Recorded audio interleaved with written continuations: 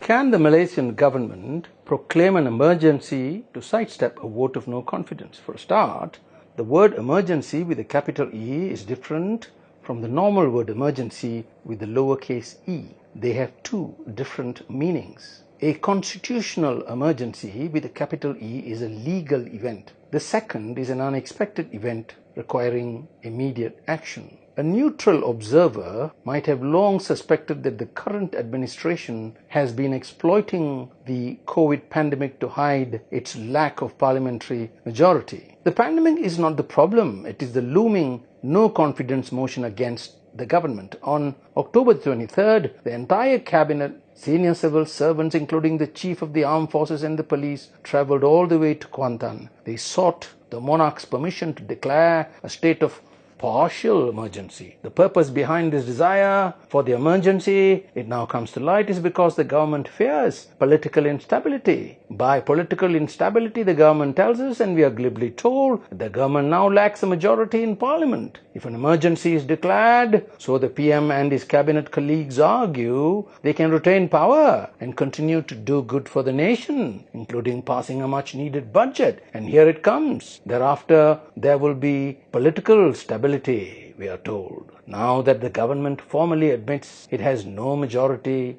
it must resign.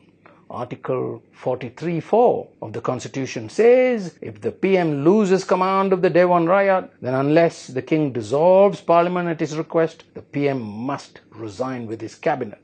Now let us get our fundamentals right. First, the government cannot declare an emergency. Only the King can proclaim the emergency. Second, when can His Majesty do that? Well, several conditions need to be met. First, we must understand what is the meaning of the word emergency. An emergency with a capital E is a constitutional event. It is a really serious thing. What does that mean? When may the King proclaim an emergency? The King may do so only if His Majesty is satisfied that the alleged emergency is grave and imminent. What does grave emergency mean? Grave means, in simple language, giving rise to alarm or a condition that is severe.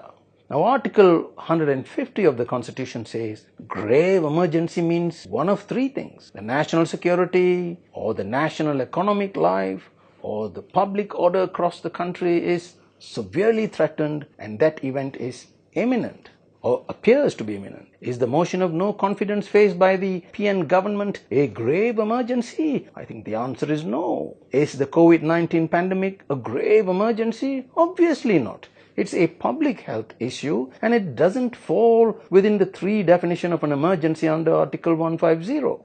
So the coronavirus threat is not an emergency. The government is simply using the COVID-19 pandemic as a smokescreen. It will be a tyrant, would it not, who argues that the current no-confidence motion that confronts the government is a subversion, meaning an undermining of the power or authority of an established institution, or an organized violence, and that requires no explanation, or an act or crime prejudicial to the public.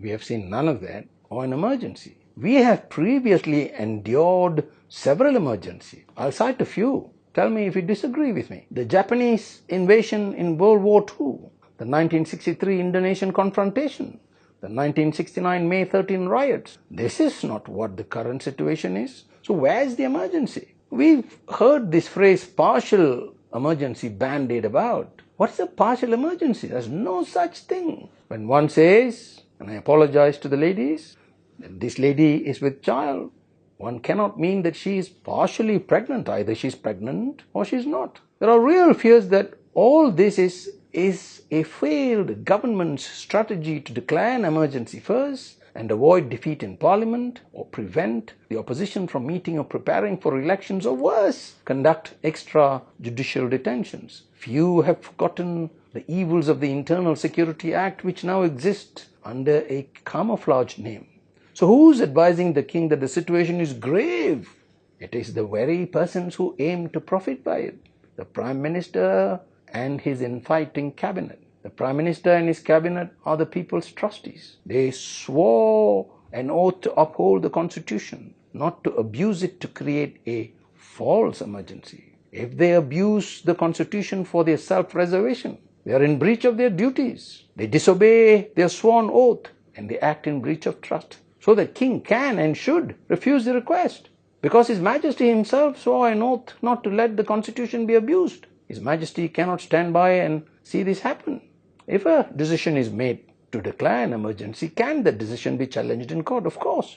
Any legal decision that is against the fabric of the federal constitution can be questioned in a court of law. Now, there is an opposing argument that the king's decisions in an emergency cannot be challenged in any court. Its proponents cite Article 150, Clause 8. That's incorrect. Where a government distorts the constitution, it cannot hide behind the barricade erected by Article 150, Clause 8. The people's right to select a prime minister of their choice through their representatives in Dewan Rayat is guaranteed under Article 43, Clause 2. It states that the king shall first appoint as prime minister a member of the House of Representatives, that's the Dewan Rayat for you, who in His Majesty's judgment is likely to command the confidence of a majority of the members of that house. The phrase "that house" is the Dewan Rayat. It is the house of the people, the Rayat.